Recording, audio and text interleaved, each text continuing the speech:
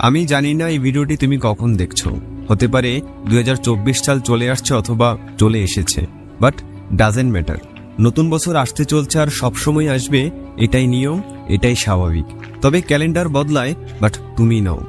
আমি জানি না তোমার গত বছর কেমন ছিল, কিভাবে কেটেছে, কিন্তু সামনে আসতে চলছে যে 6 মাস, তা আমি গ্যারান্টির সাথে বলতে পারি তোমার লাইফ চ্যালেঞ্জিং হতে পারে।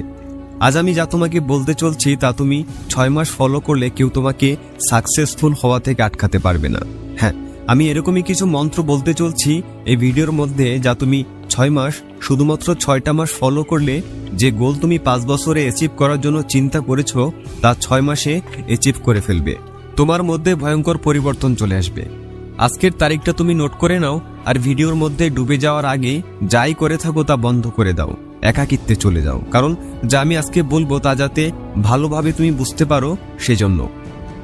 নাম্বার 1, 6 মাসের জন্য উদাও হয়ে যাও।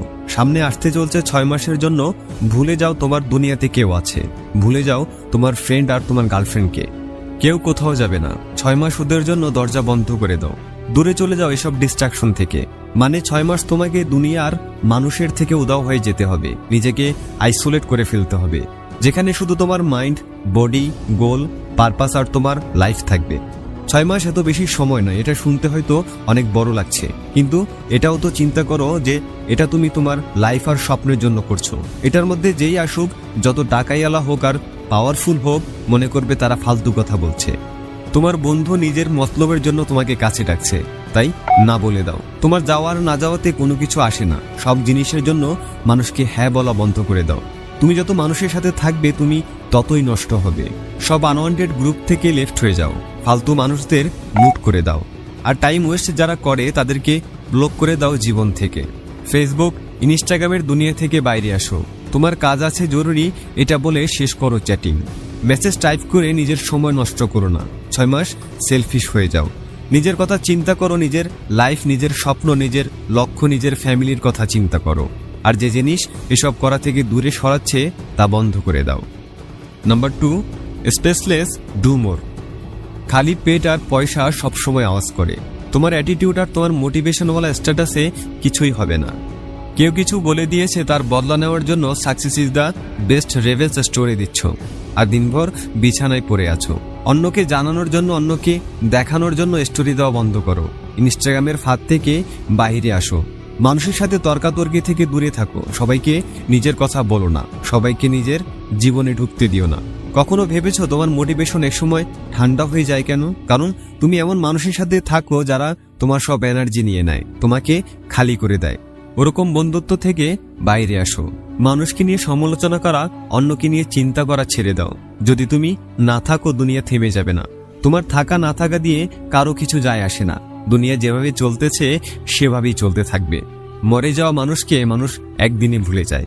কি যায় আসে কে তোমাকে নিয়ে কি ভাবছে আর না ভাবছে? আর যদি তোমার এতই যায় আসে, তো নাম্বার 3, নিজের ফিলিংস জ্বালিয়ে দাও। শুধু শুধু খিটখিটে মেজাজ, ডিমোটিভেটেড ফিল হচ্ছে, টেনশন হচ্ছে, তাহলে একটা কাগজ নাও আর এর মধ্যে লিখো, পরে কাগজটা জ্বালিয়ে দাও। মনের ভেতরে যত রাগ, অভিমান, নেগেটিভ এক্সপিরিয়েন্স, এক্সামে যে মার্কস পাচ্ছ তার টেনশন, সব কিছু লেখো। যতই টেনশন আসবে তার সব কমে যাবে। যদি লিখতেও আলসেমি লাগছে, তাহলে মোবাইলের ক্যামেরা অন করো আর ক্যামেরাতে নিজের ফিলিংসগুলো শেয়ার করে খালি হয়ে যাও। তুমি যত এরকম করবে ততই খুশি থাকবে, নিজেকে অনেক হালকা মনে হবে।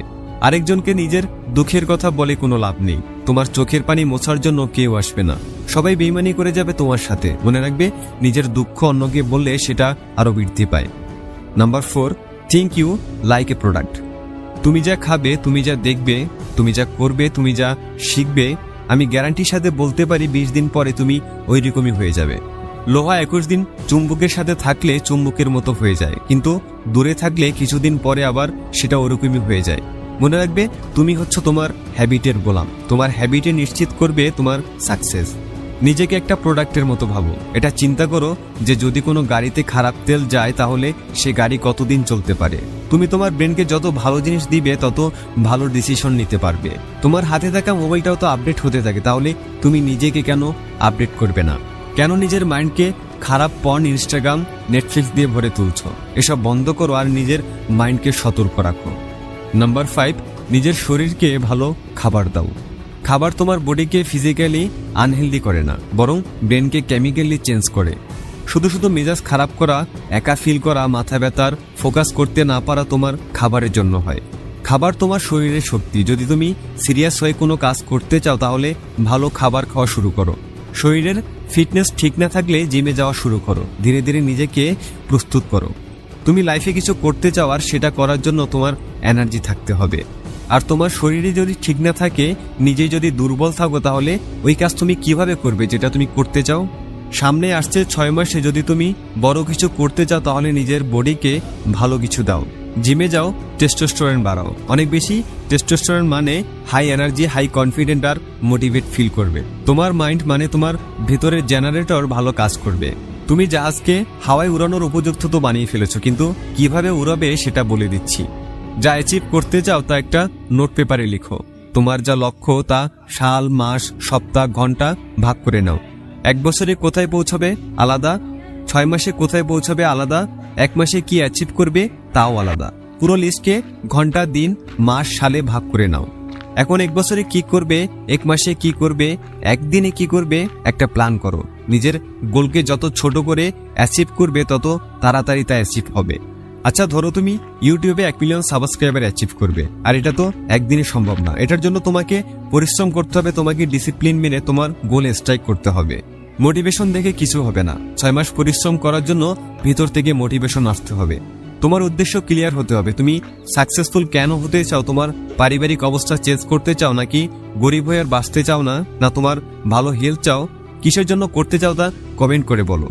যেভাবে একটা ক্ষুধার্ত ঈগলের ফোকাস শুধুমাত্র তার খাবারের দিকে থাকে, সেভাবে তুমি তোমার লক্ষ্যের দিকে ভয়ঙ্কর ফোকাস দাও। কাজ শুরু করার আগে তোমার ফোন বন্ধ করে নাও। একসময় একই কাজ করো, না হয় অনেক কাজের মধ্যে তুমি ঝুলে থাকবে। এক কাজ শুরু করো এবং তা শেষ করো, পরে অন্য কাজে হাত দাও। খাবার খাচ্ছ তাহলে খাবার খাও।